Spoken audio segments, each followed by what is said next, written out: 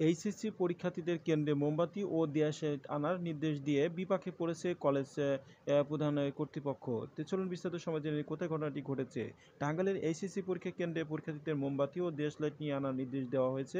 শনিবার 29শে জুন টাঙ্গাইলের major general Mahmudul Hasan আদর্শ কলেজে অধ্যক্ষ মোহাম্মদ আমিনুল ইসলাম স্বাক্ষরিত এক বিজ্ঞপ্তিতে এ নির্দেশনা দেওয়া হয়েছে। আর সেই নির্দেশনা দেওয়া মাত্রই দুর্যোগপূর্ণ আবহাওয়ার সম্ভাবনা থাকায় পরীক্ষার্থীদের সকলকে পরীক্ষা কেন্দ্রে মোমবাতি ও দেশলাইট সঙ্গে আনার জন্য নির্দেশ দেওয়া হলো বলে এমন একটি প্রজ্ঞাপন জারি করা হচ্ছিল।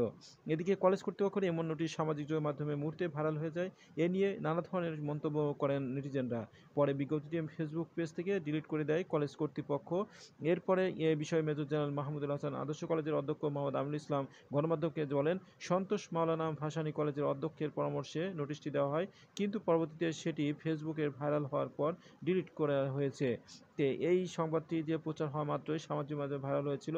এখানে কলেজ কর্তৃপক্ষ একটি দুর্যোগপূর্ণ আবহাওয়ার কারণে একটি ভালো তাদের নেগেটিভ নিয়ে নিয়েছে ভাইরাল হওয়ার কারণে, এবং এটি তারা ভালো মনে প্রচার করেছিল, কিন্তু সেটি নেটিজেনরা বিভিন্ন মন্তব্য করার কারণে সেটি কলেজ কর্তৃপক্ষ ডিলিট করে দিচ্ছে এবং সেটি বাতিল ঘোষণা করেছে।